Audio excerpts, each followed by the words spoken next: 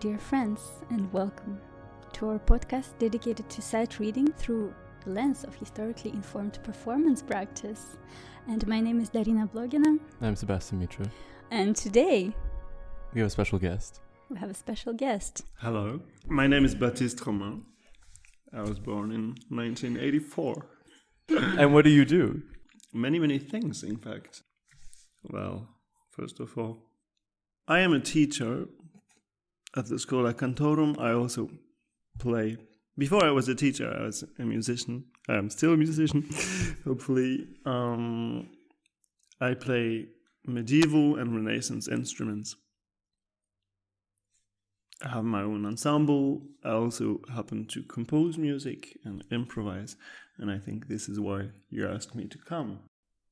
We are going to talk about one of your pieces that you composed for the flute and harpsichord, or can be a piano. Yeah. In fact, originally this was thought for modern flute and harpsichord, but what we'll hear today will be played on your keyed flute, yes. 19th century keyed flute. If I'm right, you will develop this aspect. This is a little bit scary.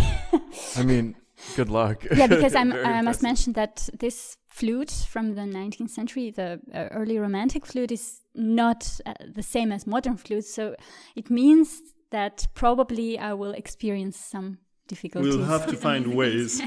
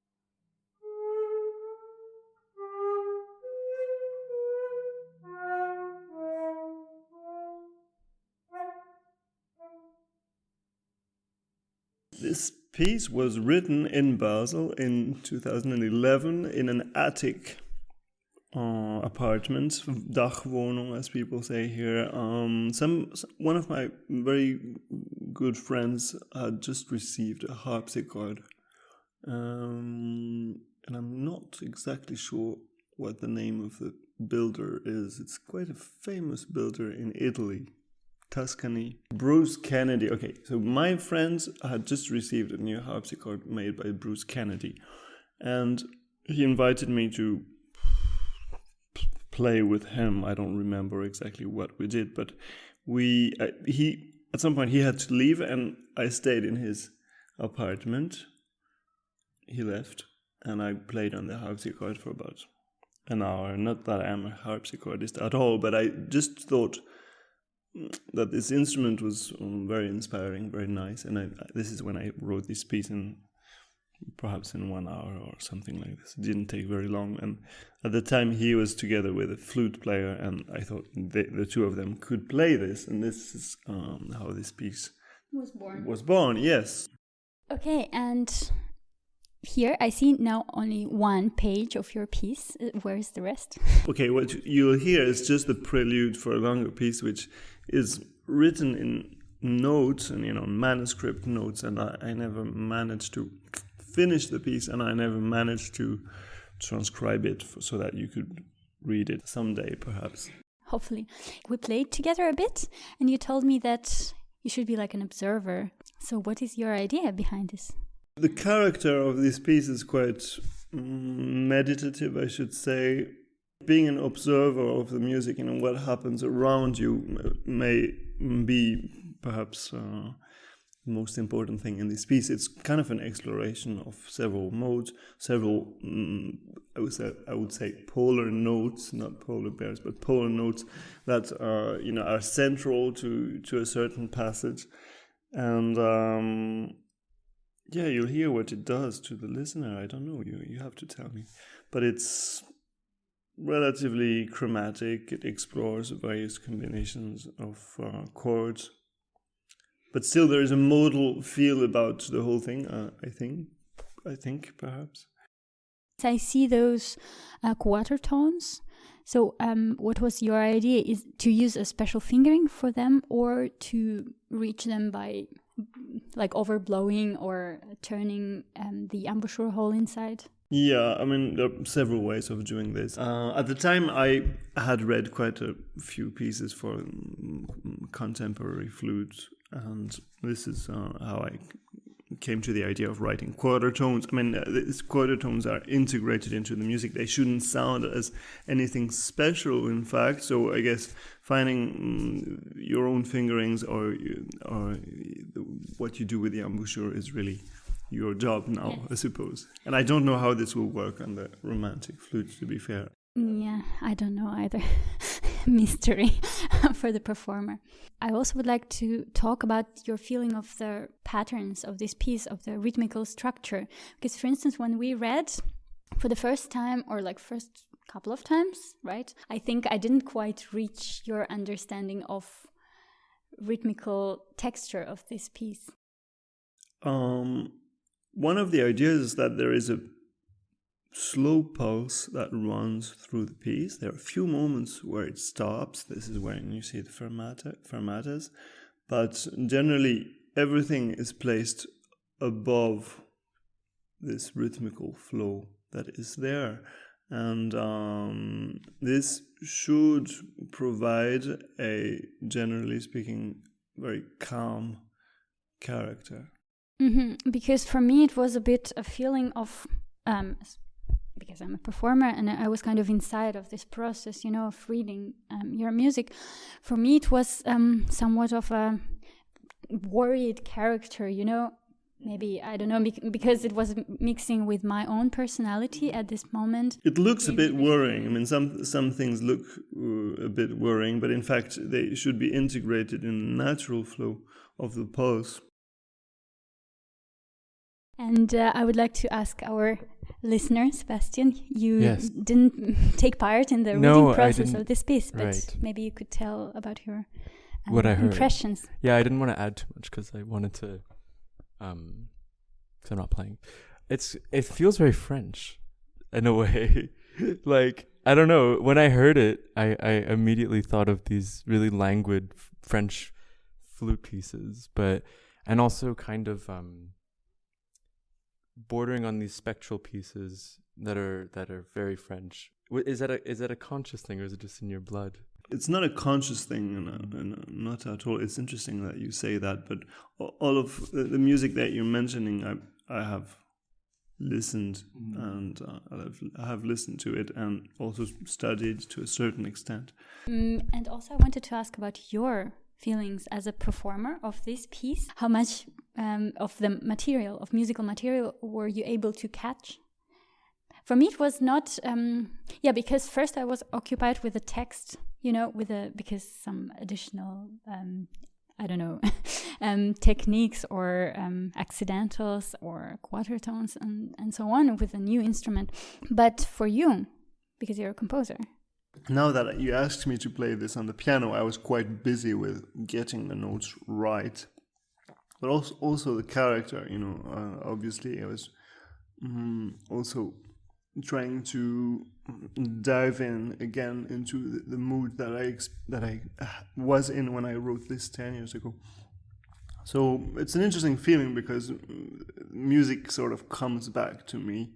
So we can mention that we're using an old piano as well. Right. Could you please tell about the piano? The Streicher is I think it's from 1849. Yeah, it's an original instrument. And then you're also playing a romantic flute. So we have this sort of new music with a romantic setup for some reason. Yes, romantic instruments. And actually, that's interesting. Like, how did you because obviously you conceived it for a different combination. This particular tone, color, and timbre, what did it do to the piece for you? In a way, the combination that I had in mind doesn't really play a role or is not important to me. I think what's important to me is that the way we play now functions with the music and corresponds. And originally this was thought for a harpsichord. Now we have this historical piano, which sounds very, very, very nice. It's a very different tone. This is supposed to be played by a modern flute. Now it's written by an earlier instrument, and the harpsichord part is played on a later instrument. But I think the way we play and the way we interpret the music is much more important than what instruments it was written for. But a lot of the music I've written in the past 10 years was actually designed to be played on period instruments, because many of my friends are historically informed players, so they use the instruments. I wrote organ pieces, harpsichord things, viol consorts, things like this. Can you tell us about the title of this piece? I'm so curious. Yes, the title is not very important, but it's the Développement Goldberg. There is a relation with the Goldberg variations by Johann Sebastian Bach. You'll hear the beginning and it might ring a bell or it might not. But this was originally designed to be played right after the era of the Goldberg variations.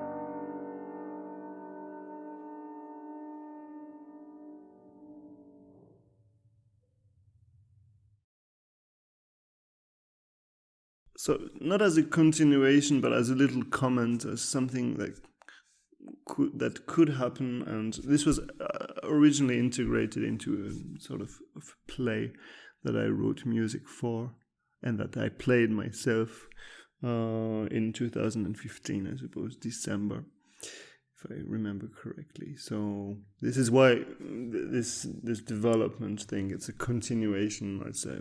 Oh, that's interesting. It's still in continuation.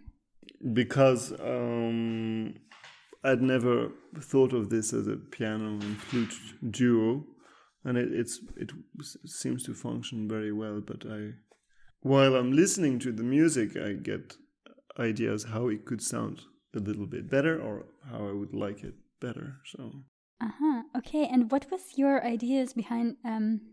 For instance, you were telling, but this note, maybe you can play it 1 octave lower. It doesn't work, or it doesn't bring anything. There's this interesting quote by Furtwängler. He said, apparently, Es kommt immer darauf an, wie es klingt.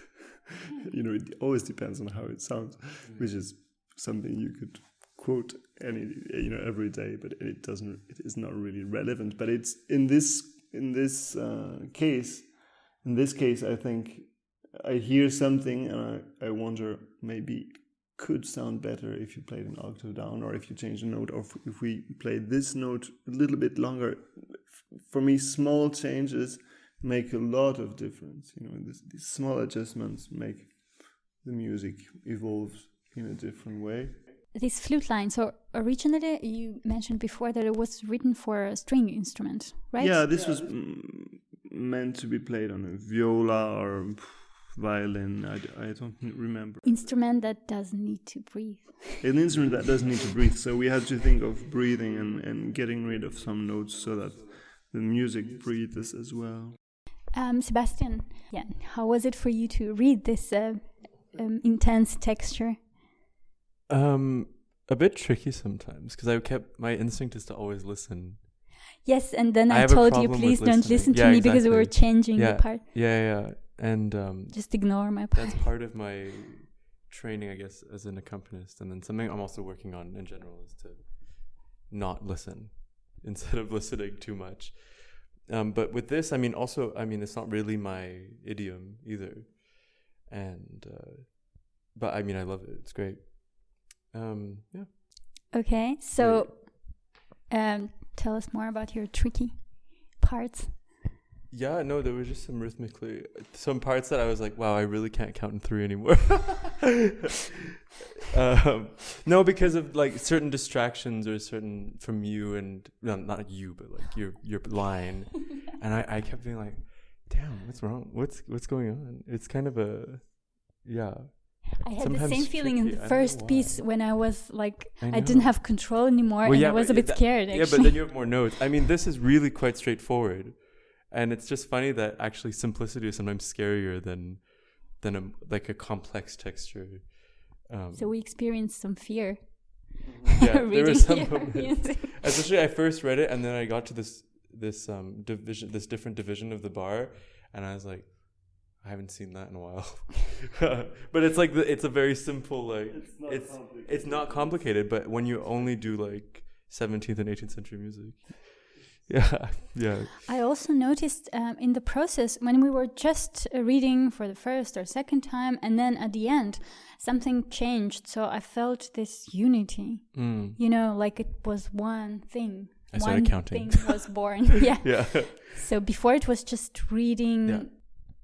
I think also as we kept going, I also kind of made, I don't know if it was the true form of the piece, but I kind of made a form in my head. Okay. Of how the piece developed, and like just like quickly been like, oh, okay, now we're here. And what is your form? What is your idea about the form? I think it's just a like a curve, a bow, yeah, like an arc. There's a certain arc to it, and there's a part, in the middle, it gets a little more busy. And also like contrapunctally more complex and more chromaticism.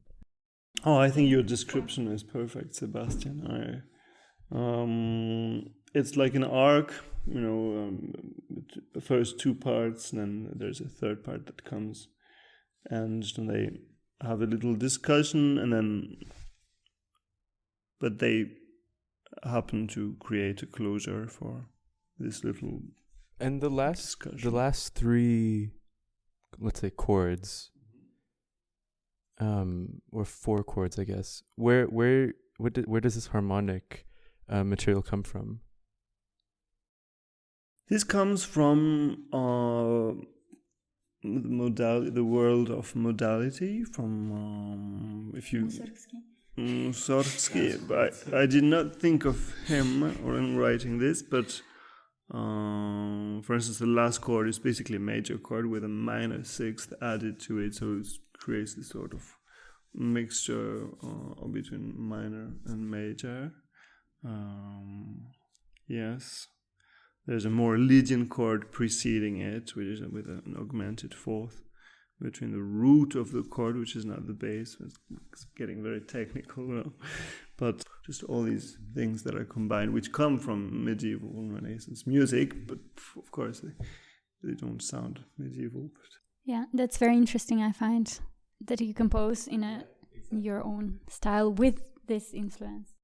Yeah, and in fact, all the counterpoint before for me is also some sort of Renaissance counterpoint with different idiom, with a different modal or tonal idiom. It's not tonal, but I would call it modal. But it's patterns that all go back to music of the 15th and the 16th century. Okay, thank you very much. You're very welcome. My pleasure.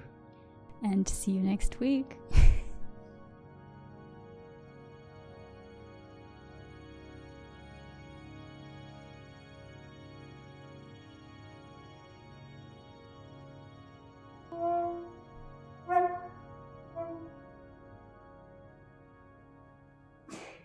Better? Yeah, it's good. The last, this F sharp here, get to the real F sharp, and at the end. So it should be slower.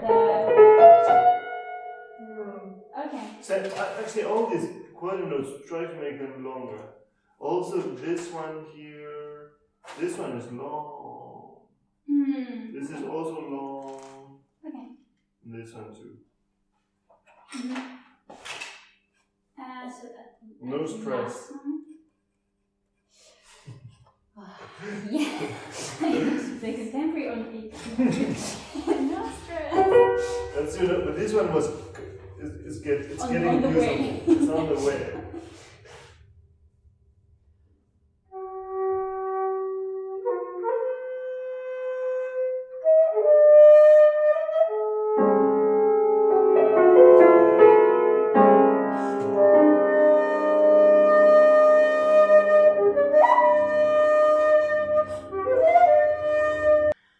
I think it's. You are killing me. No, apart from, I think this spot we could